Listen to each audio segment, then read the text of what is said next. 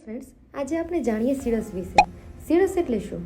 Seeds એટલે ચામડીમાં થતી allergy, જેમાં શરીર ઉપર અનિયમિત આકારના અને લાલ કલરના ચકામા થાય છે. તેમાં ખૂબ જ ખંજવાળ આવે છે.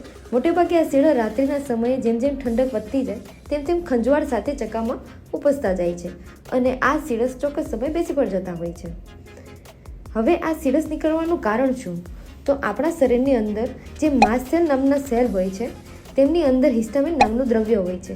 એ જ્યારે વધારે પ્રમાણમાં સેલમાંથી રિલીઝ થાય તેના કારણે એલર્જી પ્રોડ્યુસ થાય છે, જેના કારણે ચામડી પર સીડસ નીકળે છે.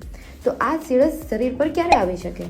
જ્યારે ખાવામાં ખાટી વસ્તુ, આથાવાળી વસ્તુ, આંબલી, ટામેટાં, નોનવેજ, કોલ્ડ ડ્રિંક, સોસ ખાવામાં આવે ત્યારે સીડસ નીકળી શકે.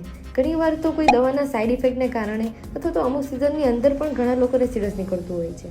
તો ક્યારેક કરમિયાના ઇન્ફેસ્ટેશનને કારણે પણ સીડસ નીકળતું હોય છે. તો જ્યારે આ સીડસ નીકળે ત્યારે શું કરવું જોઈએ?